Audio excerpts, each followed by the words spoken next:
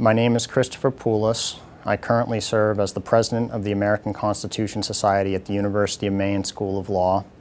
I'm a political appointee chairing a committee for the mayor of Portland, Maine. I've had 3 visits to the White House in the last 2 months, and I work directly with members of Congress, but there are states that would not allow me to vote because in my early 20s, I had an issue with alcohol and drugs that led to a first-time nonviolent felony drug conviction, which still haunts me to this day.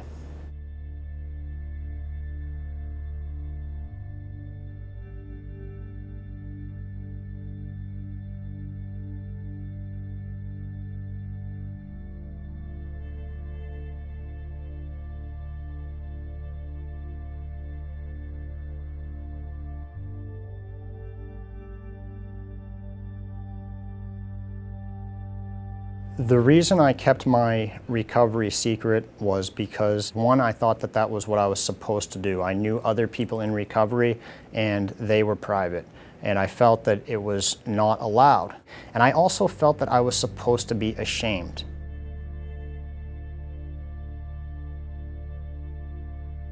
If everyone thinks of alcoholism and addiction as a negative thing, no one's going to want to go get help. As a culture, we are still very rooted in just say no. Drugs are menacing our society. We were going to try to incarcerate our way out of the addiction problem. The addiction story is very visible in our culture. What's hidden is the 23 million Americans who are living in long-term recovery. And so those are the stories that have largely remained anonymous and haven't sort of balanced the addiction story out in the general public. And as a result, people think that people struggling with addiction don't get well and don't get better.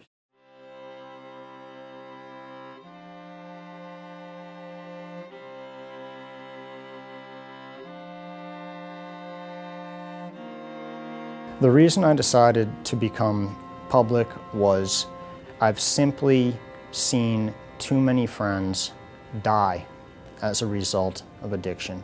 A substance use disorder is a health issue.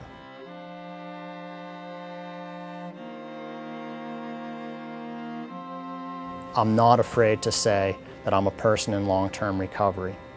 And what that means to me is that I can now be a brother, I can be a son, I can be a grandson to my grandmother who I love dearly, and I can show up for my community. This is our AIDS quilt moment. This is our time to say we are not others. We are not addicts, felons, junkies.